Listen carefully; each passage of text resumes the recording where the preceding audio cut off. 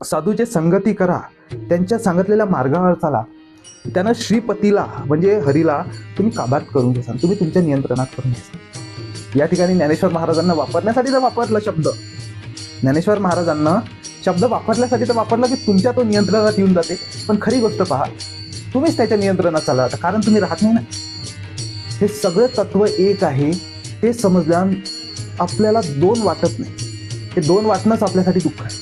कशी गोष्ट आहे, आपण एखाद्या वस्तूकडे गेलो, एक वस्तू घ्यायला गेलो, आपल्याला वाटतं ते आपल्यापेक्षा वेगळी गोष्ट आहे, त्यांना आपल्याला काहीतरी शांतता भेटणार, पण आपण हे पाहत नाही की खरंच बा त्यांना शांतता भेटणार. जे नामाची गोडी आहे ते वैष्णवाला. वैष्णव म्हणजे जगात राहणारे, जगाच्या बाहेर जाणारे नाही, जे जगात राहून जगाचे भलं करते ते वैष्णव. आपण एवढ्या घाणेरड्या आहो, एवढे आपण नालायक आहो, सांगू नका. प्रत्येक ठिकाणी आपण पाखंडच. हे गोष्ट जर त्या काळात ज्ञानेश्वर महाराजांना स्वतः रेकॉर्ड करून ठेवली असती, ते आता चालत चालत तेही विकृत. ज्ञानेश्वर महाराज इथं म्हणत आहे सर्वत्र दुर्लभ आहे, वेळेला जाणे म्हणत आहे. तर आजच्या काळात जे लोक जे म्हणत आहे आम्हाला समजले, जे महाराज आहे, कीर्तनकार आहे, त्यांचं कसं?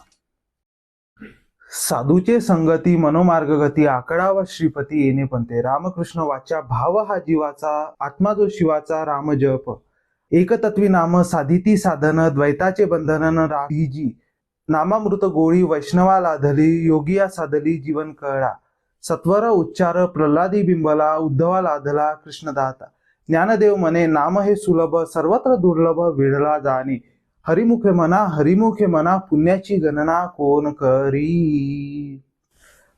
रामकृष्ण हरी मंडळी, मी गौरव दादा आपले स्वागत करतो. आज आपण संत ज्ञानेश्वरांच्या हरिपाठ शृंखलेतील 8व्या चरणाचा 8व्या अभंगाचा अर्थ समजून घेणार. हा अभंग 6 चरणांचा आहे. ज्ञानेश्वर महाराज या अभंगात आपल्याला नामाचे महत्व, संताचे संगती, आत्मा आणि नाव याचे संबंध, प्रल्हाद आणि उद्धव यांचे उदाहरण देऊन आपल्याला समजवत आहे. ज्ञानेश्वर महाराज नामजपाला सगळ्यात मोठं म्हणत आहे. हे नामजप नेमका आहे काय, आपल्याला कसा उपयोगी पडेल, हे आपण या चरणात समजून घेणार आहोत. चला तर मग सुरू करू.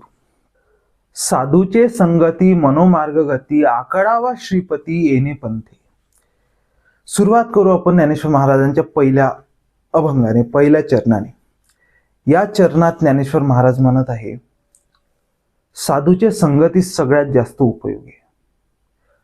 साधू कोण आहे आपल्याला प्रश्न पडते. साधू काय कसाही असन काय, का बाई का प्रकारचे कपडे घातलेला, त्याचे त्याच्या मार्गाने चालायचं, त्याच्यानुसार वागणं करायचं, हाय साधू? साधू कोण असते ते आपल्याला लक्षात असणं पाहिजे. आता गोष्ट कशी होते की एक कहाणी आपण समजू. एका देशात एक साधू होता. त्या देशात तो खूप दुरून प्रवास करून आला. त्याने लोकांचे काही औषध उपचार केले, काही त्यांना बरं केलं. तो त्याच्या गावात, त्याच्या झोपडीत गावाच्या बाहेर मस्तपणे राहायचा. एके दिवशी काही गावकरी त्याच्या झोपडीच्या बाहेर गेले. त्यानं पाहिलं, लोकांना पाहिलं की तो साधू महाराज एक भांड्यात औषधी काढत आहे. त्यांना फक्त ते भांडं दिसलं, त्यातली कोणती औषधी आहे त्यांना माहित नाही. असं चालू राहिलं. एक दिवशी तो साधू महाराज वारून गेला, मेला तो. त्यानंतर गावकऱ्यांना काय केलं, त्याचं भांडं घेतलं, त्या भांड्याला पूजू लागले. ते भांड काय कसं, त्या भांड्याला टिक्के लावणे, बाकीच्या त्याची आरती करणे, एक पुजारी नियुक्त केला त्या भांड्याची पूजा करण्यासाठी. त्या भांड्यासाठी एक मंदिर बांधलं. त्या मंदिरात दररोज त्याची पूजा होत जाय. साधूनं त्या भांड्यातून औषध दिले. ते औषध माहीत नाही आहे लोकांना काय असते काय नाही, आणि ते भांड्याचीच पूजा करत. अशा प्रकारे आपण समजतो. आणि जो व्यक्ती त्या भांड्याचे महत्व करत आहे, त्याच्यासोबत काही क्रिया करत आहे, हवन यज्ञ काय करत आहे, त्याला आपण साधू म्हणतो. त्या साधूनं जसे कपडे घातले तसे एखादा व्यक्ती कपडे घालून येतो आणि म्हणतो मी साधू. कायचा तो साधू? साधूनं औषध दिले, त्या औषधावरून तो साधू झाला. ते औषधच नसते तो साधू नाही. म्हणजे याच्यावरून समजते की साधू तो जो ज्ञानाची गोष्ट सांगते, आपल्या दुःखाची गोष्ट सांगते. कारण सांगा बरं, काय महत्वाचं आहे आपल्यासाठी? दुःख की फक्त वरवरचं बोलणं?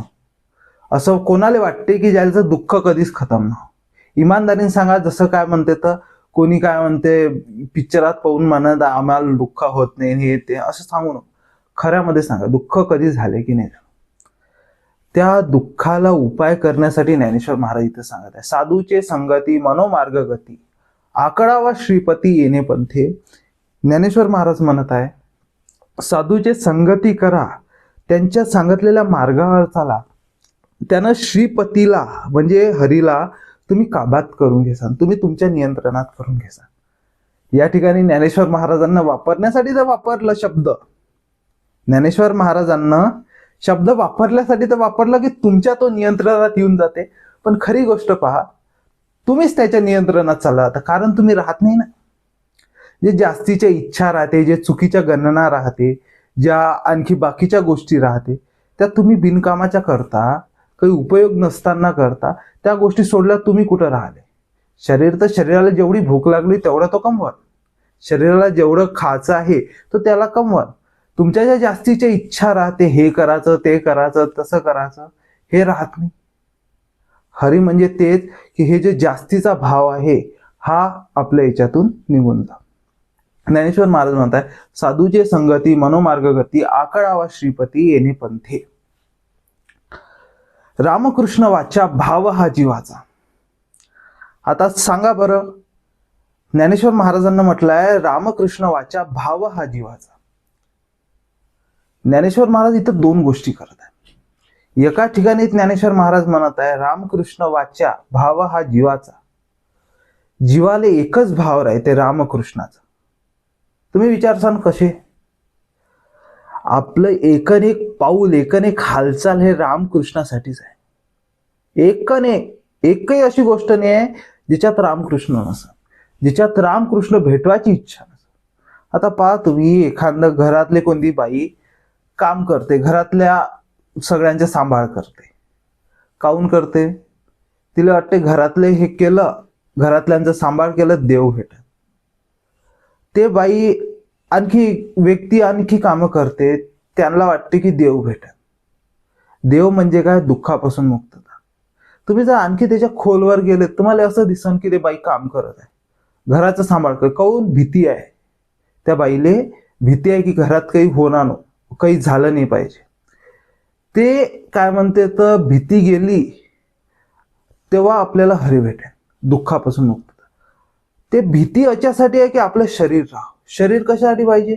शांतता, काहीतरी व्याकुळता राहते, काही सामान भेटलं पाहिजे, याच्यासाठी ते भेद राहते आणि पुढचं काम.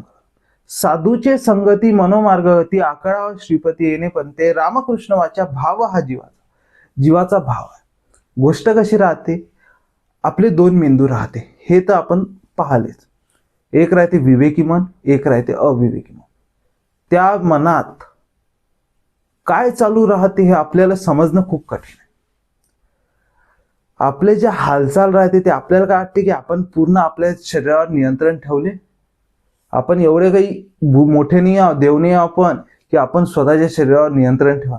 तो शरीर एवढ्या बारीकाईनं काम करते, तो मेंदू एवढ्या बारीकीनं काम करते, ते कधी काय होऊन जाते ते आपल्यालाच माहीत पडत नाही. या ठिकाणी म्हणत आहे ज्ञानेश्वर महाराज, रामकृष्ण वाचा भाव हा जीवाचा. त्या जो सबकॉन्शियस माइंड मध्ये आहे की दुःखापासून मुक्त भेटो, दुःखापासून मुक्ती भेटो, हे चालू राहत, ते तुम्ही तोंडावर तर आणा. आपण काय करतो? एखादी वस्तू घ्यायच्या नांदी लागतो, मला हे वस्तू पाहिजे, मला ते वस्तू पाहिजे. त्या वस्तूनं भेटन काय? सुख भेटन. सुखानं काय भेटन? हे मनात काहीतरी व्याकुळता राहते, ते व्याकुळता शांत होणं, हे जे दुःख आहे शांत होणं, असं त्या वस्तूपासून वाटते. सबकॉन्शियसली म्हणजे अविवेकीपणे जो मेंदू आहे हे याचं पूर्ण गणना करून ठेवते. याच्यात खूप अशा गणना मेंदू करून ठेवते, जो कधी काय होणार हे सांगता येत नाही. त्यासाठी खूप अभ्यास लागते, तेव्हा जाऊन आपल्याला ते समजते. ज्ञानेश्वर महाराज या ठिकाणी म्हणत आहे, रामकृष्ण वाचा भाव हा जीवा. तुम्ही तोंडावर तर आणा ते, जे अविवेकी मनात आहे ते तुम्ही तोंडावर आणा, तेव्हा तुमचं हित होणार. तुम्ही 24 घंटे रामनाम घ्या. आता रामनाम म्हणजे काय तोंडाने घेणं आहे काय? बग बग बग बग बग बग बग बग बग बग राम राम राम राम राम असं करणं आहे कायच तसं? रामनाम म्हणजे दुःखापासून. तुम्ही गणना करा, दिमाग तर करत राहते, भाव तर आहे, मीचा हा भाव तर आहे राम भेटो, पण ते आपण तोंडावर आणत नाही, आपण पाहत नाही. कारण जर आपण स्वतःच्या हाती घेतलं नाही, काही ना काही चुकून टाकन. हा मी चुकून टाकन, स्वतः दिमाग ते चुकून टाकन. चुकलं तर काय होते? दुःखच भेटन. तुमचं जे दुःख दूर करायचं आहे ते तुम्ही करणार नाही, तुम्हाला दुःखच भेटन. या ठिकाणी म्हणत आहे रामकृष्ण वाचा भाव हा जीवाचा, आत्मा जो शिवाचा रामजप. पुढं म्हणत आहे ज्ञानेश्वर महाराज, आत्मा जो शिवाचा रामजप. या ठिकाणी ज्ञानेश्वर महाराज म्हणतात शिवाचा जो आत्मा राहते, शिवाचा जो आत्मा राहते तो रामजप आहे. आता सांगा बरं, शिव कोण? शिवचा अर्थ काय? शिवचा अर्थ आहे वैरागी, जो पूर्ण आहे, जो वैरागी आहे. वैराग्य म्हणजे काय? फालतू गोष्टीचा त्याग. आपण काय केलं? एखादा माणूस आहे बा, साधू आहे, भगवे कपडे घातले, जंगलात फिरत आहे, संसारात येत नाहीये, संसारातले काहीच काम नाही करत आहे, त्याला आपण वैरागी म्हणतो की नाही? बरोबर आहे की नाही? पण जो वैरागी आहे त्याचा अर्थ काय? जे फालतूगिरी आहे ते मला दिसून आली, फालतूगिरी जे आहे ते मला दिसून आली, मी फालतू कामं कशाला करू? फालतूगिरी मला दिसून आली, मी फालतूगिरी कशाला करू? मला नुकसान दिसून आलं, मी नुकसानाच्या दिशेला कशाला जाऊ? याला म्हणते वैराग्य. नालायकीपासून वैराग्य म्हणजे वैराग्य. तुम्ही चांगल्या कामापासून वैराग्य घेता. एक व्यक्ती आहे जो वैरागी झाला, जगाच्या सुधारणात काहीच काम नाही करत आहे, तो कायचा वैरागी? गीतेमध्ये कृष्ण म्हणतात युद्ध कर. अर्जुनाचा पूर्ण गीता ही युद्ध करण्यावर आहे, जगासाठी कर. हे जर दुर्योधन त्या सिंहासनावर बसला असता तर जगाचे किती नुकसान झाले असते, किती लोकांचे शोषण झाले असते. म्हणून अर्जुनाला सांगितले की युद्ध कर. जर कधी बसूनच राहायचं असतं तर अर्जुन पहिल्या विषाद योगमध्ये तर सांगतच होता, मला युद्ध करायचं नाही कृष्णा, मी माफ कर, मी घरी जातो, मी संन्यासी होऊन जातो, मला रक्त नाही व्हायचं आहे. गोष्ट अशी आहे, जो खरा संन्यासी आहे तो फालतूगिरीपासून संन्यास घेते. फालतूगिरी आहे त्याच्यापासून संन्यास घेते. आत्मा जो शिवाचा रामजप, जो संन्यासी आहे त्या जगात राहून स्वतःच सोडून देते. स्वतःच, दुसऱ्यासाठी तो करण, स्वतःच बंद. पोटासाठी जेवढं पाहिजे तेवढं करण, बाकी स्वतःसाठी बंद. तो करण, तो जगासाठीच करण, जो वैरागी झाला. आणि त्याचा आत्मा आहे रामजप, नामजप. नामजप म्हणजे काय? दुःखाचं चिन्ह. जेव्हा तुम्ही दुःखाची बरोबर परीक्षा घेता, दुःखाला बरोबर समजून घेता, तुम्ही वैरागी शिव होऊन जाता. शिव जन्मापासून नाव दिल्याने नाही होत. ज्याला समजले शिव काय, दुःख काय, दुःखापासून मुक्तीचा रस्ता काय, तो शिव. ज्ञानेश्वर महाराज इथं म्हणत आहे एकतत्वी नाम साधिती साधन, द्वैताचे बंधन न साधिती. तिसऱ्या कडव्यात ज्ञानेश्वर महाराज म्हणत आहे एकच नाव आहे, एकच तत्व आहे, त्याला ज्यानं पाहलं, एकतत्वी नाम साधिती साधन, द्वैताचे बंधनला बांधिती. आता ज्ञानेश्वर महाराज काय म्हणत आहे? दुःखावरच पूर्ण बोलत आहे, एकही शब्द दुःखाच्या व्यतिरिक्त नाही. इतर लोक तर फक्त बकबक बकबक करत जाते, हे कहाणी ते कहाणी, हसवत जाते. खरं काय, उपयोगी काय हे सांगते का कोणी? ज्ञानेश्वर महाराज इथं म्हणत आहे एकतत्वी नाम साधिती साधन, द्वैताचे बंधन ना. दोन गोष्टी आहे. एकतत्वी नाम, एक नाव आहे, एक तत्व आहे, त्याला ज्यानं समजलं तो द्वैताच्या बंधनातून. दुसरी गोष्ट आहे द्वैताचं बंधन असते. प्रत्येक बंधन, जे प्रत्येक दुःख आहे ते बंधनातून येते, आणि बंधन म्हणजे द्वैत. गोष्ट कशी, लोकांना वाटते 10 गोष्टी वेगळ्या आहे, लोकांना वाटते 10 गोष्टी वेगळ्या, हे गोष्ट वेगळी आहे, हे गोष्ट मी घेतली मी पूर्ण होऊन जाणार. त्यांना हे दिसत नाही की सगळ्या गोष्टी एक आहे. आता विज्ञानी म्हणते की आपले प्रत्येक अणू हे एकच आहे, त्यांच्यात इलेक्ट्रॉन प्रोटॉन न्यूट्रॉन आहे, सगळ्या काही वेगळेपणा आहेच नाही. तुम्ही कोणतीही गोष्ट घ्या त्यांना तुमच्या मनाला समाधान भेटत नाही, मग ते सगळी गोष्ट एकसारखी नाही झाली काय? या विचार की त्याचं समाधान भेटत नाही. हे सगळे तत्व एक आहे ते समजल्यावर आपल्याला दोन वाटत नाही. हे दोन वाटणंच आपल्यासाठी दुःख आहे. कशी गोष्ट आहे की आपण एखाद्या वस्तूकडे गेलो, एक वस्तू घ्यायला गेलो, आपल्याला वाटतं ते आपल्यापेक्षा वेगळी गोष्ट आहे, त्यांना आपल्याला काहीतरी शांतता भेटून जाणार, पण आपण हे पाहत नाही की खरंच बा त्यांना शांतता भेटन काय. दोन गोष्टी वेगळ्या वाटते की गरज नसताना आपल्याला ते वेगळी वाटते. म्हणून द्वैताचे बंधन आहे असे ज्ञानेश्वर महाराज या ठिकाणी म्हणत आहे. अशा ठिकाणी ज्ञानेश्वर महाराज म्हणत आहे, द्वैताचे बंधन न बांधिती, नामामृत गोळी वैष्णवा लादली, योगिया साधली जीवन. आता ज्ञानेश्वर महाराज खूप मस्त उदाहरण देते. जे नामाची गोळी आहे ते वैष्णवाला लादली. वैष्णव म्हणजे जगात राहणारे, जगाच्या बाहेर जाणारे नाही, जे जगात राहून जगाचे भलं करते ते वैष्णव म्हणू शकता.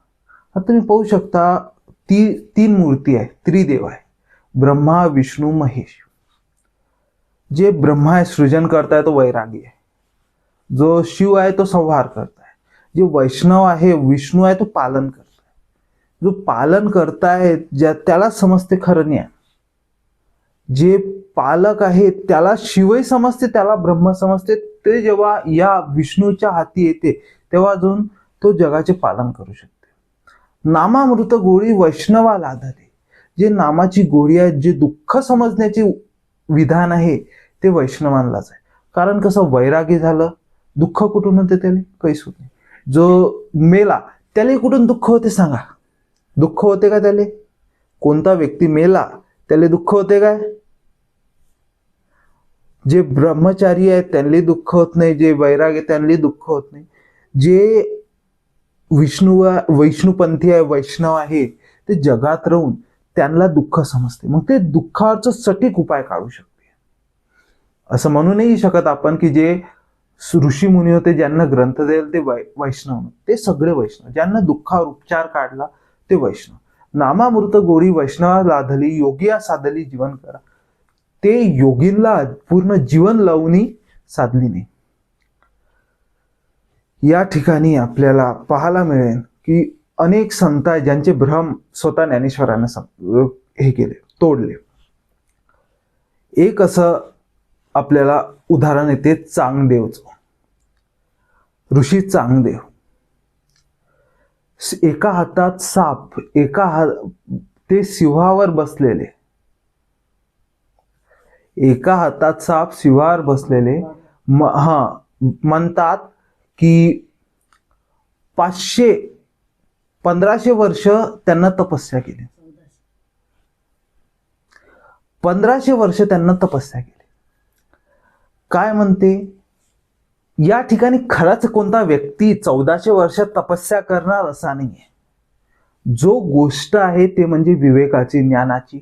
त्यानं एवढा अनुभव घेतला, जीवनाचा एवढा अनुभव घेतला जसं 1500 वर्षाचा कोणता व्यक्ती. समजून घ्या 1500 वर्ष कोणी जगलं, त्याचा अनुभव किती असेल. त्या अनुभवाला एका विधानानं तोडलं, प्रेमानं. भिंतही चालू शकते. तुम्ही कोणत्या अनुभवाच्या बळावर आपली वर्चस्व गाजवता. जे भिंत आहे ते जडचा प्रतीक आहे. प्रेमात भिंतही चालू शकते. जर खरंच प्रेम असन भिंतही चालू शकते. तुम्ही माणूस आहे, तुम्हाला एवढी तपस्या करायची गरज नसती. फक्त प्रेम पाहिजे. ज्ञान आणि प्रेम सोबत आले तेव्हा मग भिंत चालते. एका ठिकाणी जर फक्त ज्ञान ठेवलं काहीच होत नाही. या ठिकाणी खऱ्यामध्ये कोणती भिंत चालली असं अशी गोष्ट नाही आहे. जी गोष्ट आहे ते म्हणजे फक्त ज्ञानाची प्रेमाच्या सोबतची. जड गोष्टही चालते. जे रेड्यामुखी वेद वदल्या जाते. प्रेम असन तर कोणता मूर्ख व्यक्तीही वेद म्हणू शकते. वेदाचा एकदम योग्य अर्थ काढू शकते. प्रेम ज्ञानानं होत नाही, ना समजीनही होत नाही. ज्ञान आणि प्रेम जेव्हा सोबत असन तेव्हा जाऊन आपल्याला रेड्याच्या मुखी वेद दिसणार. खऱ्यामध्ये ज्ञानेश्वरांसोबत खूप चमत्कार जोडले, ते जोडायचे नाही. त्यानं आपलाच नुकसान आहे. ज्ञानेश्वर महाराज जर चमत्कारी असेल तर होऊच शकत नाही आपण त्यांच्यासारखं. कशाला मग आपण मेहनत करू? हे आपलं पाखंड आहे. त्यांना चमत्कारी बनवून आपण त्यांच्यासोबत सोडा, आपण आपल्यासोबत पाखंड करता, आपण स्वतःला वाचवण्याचा प्रयत्न करत आहोत. म्हणून ज्ञानेश्वर महाराज या ठिकाणी म्हणत आहे, नामामृत गोळी वैष्णवा लादली, योगी साधली जीवन करा. जे जीवन लावूनही साधत नाही योगींले, ते नामस्मरणाने दुःखाच्या चिंतनाने तिथच्या तिथं साधते. या ठिकाणी आणखी एक गोष्ट पहा, ध्यान गीन योग करतो त्यानं काय उपयोग? ज्ञानेश्वर महाराज अगोदर म्हणूनच गेले, योग याग विधी येणे नोय सिद्धी, वायाची उपाधी दंभ धर्म. ज्ञानेश्वर महाराज या ठिकाणी खूप उंच गोष्ट करत आहे. आपण यांचा खूप विकृत अर्थ केला. आपण समजतो की चमत्कार आहे, काय आहे, स्पष्टपणे आपल्या दुःखाचं समाधान सांगत आहे. या ठिकाणी म्हणत आहे, नामामृत गोळी नामामृत गोळी वैष्णवा लाधली, योगिया साधली जीवन. सत्वर उच्चार प्रल्हादी बिंबला, उद्धवा लाधला कृष्णदाता. आता या ठिकाणी ज्ञानेश्वर महाराज मस्त उदाहरण देतात प्रल्हादाचे. आपण याही ठिकाणी चुका करून टाकल्या. आपण एवढ्या घाणेरड्या आहो, एवढे आपण नालायक आहो, सांगू नका. प्रत्येक ठिकाणी आपण पाखंडच करणार. हे गोष्ट जर त्या काळात ज्ञानेश्वर महाराजांना स्वतः रेकॉर्ड करून ठेवली असती, ते आता चालत चालत ते विकृत झाली असती. एवढे आपण नालायक.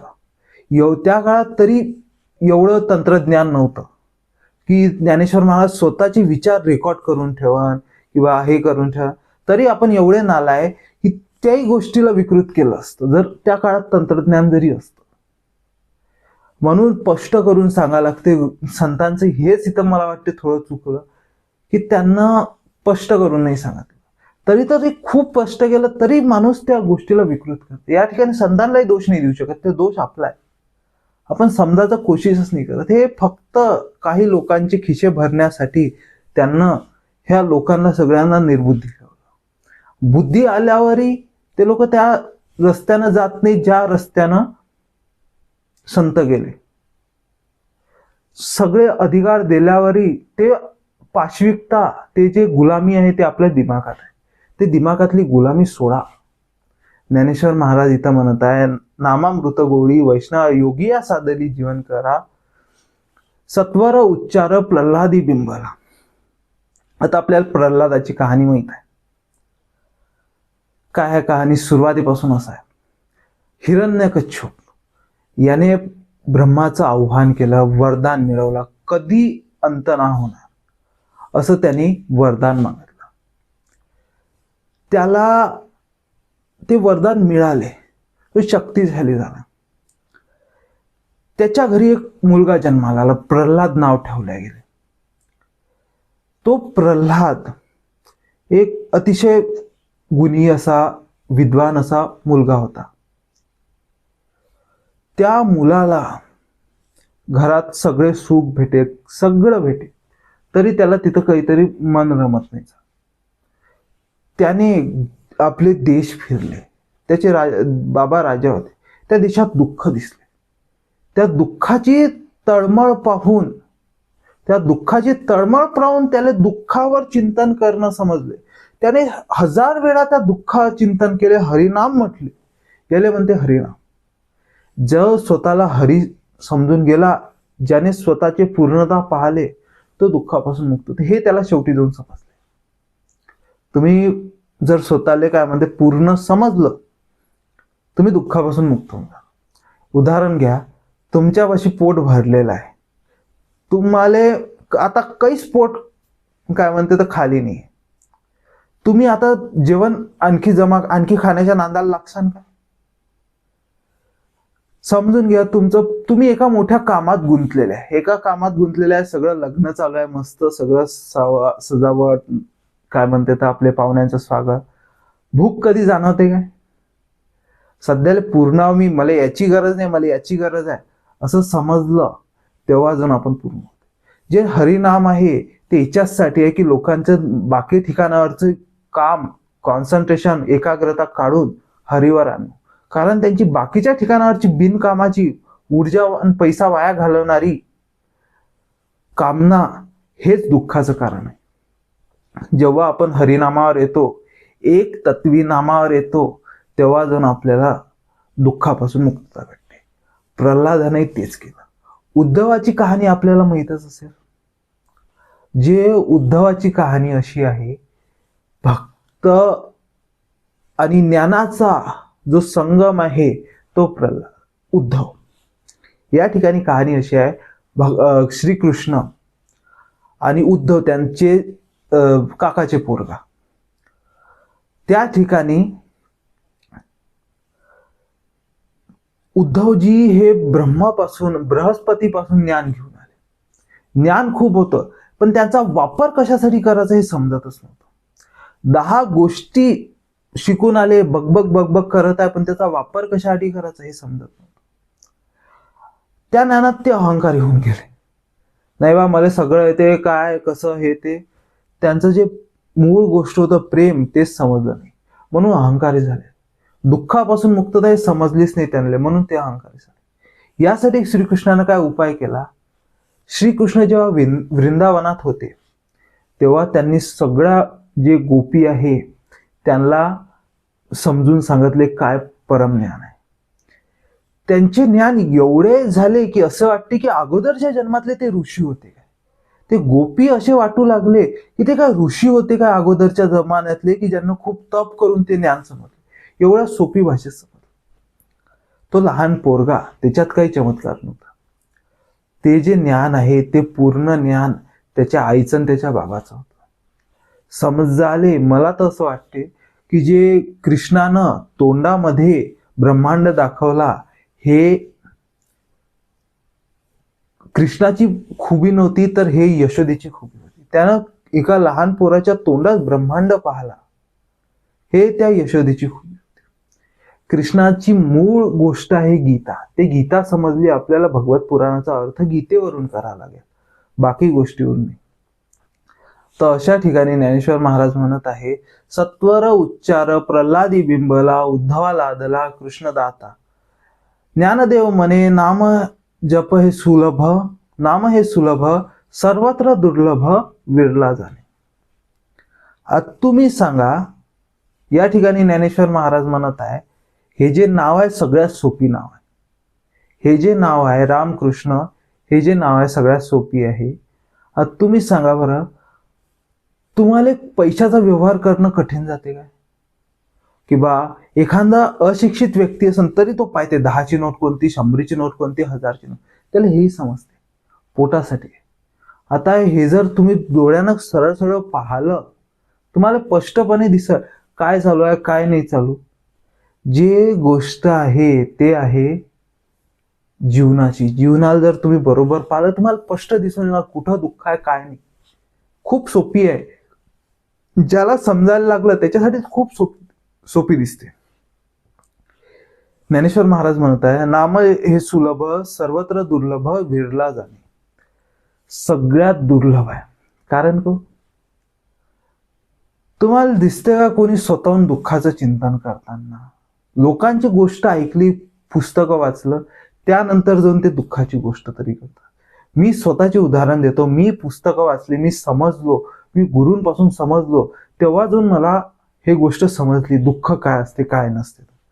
एकही व्यक्ती दिसत नाही की जो स्वतःहून दुःखाची गोष्ट करत आहे. ते सोपीच पाहायला गेलो ते खूप सोपी आहे. माझा स्वतःचा अनुभव आहे, खूप सोपी गोष्ट आहे. फक्त ते समजण्याची इच्छा पाहिजे. जेव्हा आपण समजतो, जेव्हा योग्य समजवणारा असते, तेव्हा जाऊन आपल्याला ती गोष्ट खूप सोपी वाटते. पण आहे ती तेवढीच दुर्लभ. स्वतःहून आजच्या काळात उलट आणखी दुर्लभ झाली. हे मीडिया, हे नाटकं, हे ते बाया नुसतं त्याच्यातच गुंतून राहते. नाटकं गिटकं हे ते त्याच्यातच पाहत राहते. काय भांडण, सासू सुनेचं भांडण, हे भांडण ते भांडण. त्यांना ह्या गोष्टीवर चर्चा विचार करण्याचा वेळच भेटत नाही. हे भांडण होते काय कारण ह्या भांडणीचं? काऊन तो माणूस असा काऊन आहे की तो आपल्यासोबत भांडण करत आहे? आपण असे काय चुकी करत आहोत की आपल्याला आपले एवढं मानसिक ताण भेटत आहे? याचाच विचार करत नाही, तर त्याच्यातच गुंतून राहते. आपली नेमकी चुकी कुठं झालती हे पाहतच नाही. तर अशा प्रकारे ज्ञानेश्वर महाराज खूप विरळ आहे ते पाहणं. आजच्या काळात मी म्हणतो आणखी विरळ झालं. सर्वत्र दुर्लभ विरला जाणे. एखादा व्यक्ती राहते तो जाणते, ज्याला खरंच इच्छा राहते तो जाणते. याच्यावर आपल्याला हे दिसते. ज्ञानेश्वर महाराज इथं म्हणत आहे सर्वत्र दुर्लभ आहे, विरळला जाणे म्हणत आहे. तर आजच्या काळात जे हे लोक जे म्हणत आहे आम्हाला समजले, जे महाराज आहे, कीर्तनकार आहे, त्यांचं कसं? त्यांना खरंच समजलं की ते फक्त पाखंड करत आहे. आपण जर पाहिलं ना, ते फक्त वायाची बळबळ करत आहे. अनंत वाचार बळती बळ. ज्ञानेश्वर महाराज अगोदरच्या याच्यात म्हणूनच गेलेला आहे, फक्त बकबक बकबक करत आहे. काही त्यांना समजलं नाही, काही नाही. केंद्रावर येऊ शकत नाही. 10 प्रश्नांची शृंखला बांधली ते काही दूर जाणार, मग बंद होऊन जाणार. दुःख कशाहून काय कशाहून, एक उपाय देतो. एक गोष्ट लक्षात ठेवा, दुःख सगळ्यात केंद्रावर आहे. तो कुठेही सुरुवात केली त्याला हेच प्रश्न विचारायचा, ते कोण जोपर्यंत तो दुःखार येत नाही. आणि दुःखार आलं मग दिसूनच येते की खरंच त्यानं दुःख दूर होते का, असं समजून येते. तेव्हा जाऊन आपल्याला खरं ज्ञान समजतं. जर आपण प्रश्न विचारले तर ह्या बाकीच्या लोकांच्या नांदी लागणं बंद करा. जो योग्य व्यक्ती आहे त्याच्या नांदी लागा. छोट्यापासूनच सुरुवात होते. ग्रंथ जर वाचू शकत असाल तर ग्रंथ वाचा.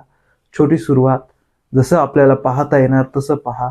अशा प्रकारे ज्ञानेश्वर महाराज या ठिकाणी म्हणत आहे सगळं काम होऊ शकते. नामस्मरण दुःखाला निवारणाचा एकमात्र उपाय. नामस्मरण म्हणजे दुःखमुक्ती. अशा प्रकारे ज्ञानेश्वर महाराज प्रल्हादाचं, उद्धवाचं उदाहरण देतात, संतांचं उदाहरण देतात. साधूले जे समजलं नाही ते प्रेमानं समजते. दोन्ही सोबत असेल तर खूप चांगली गोष्ट.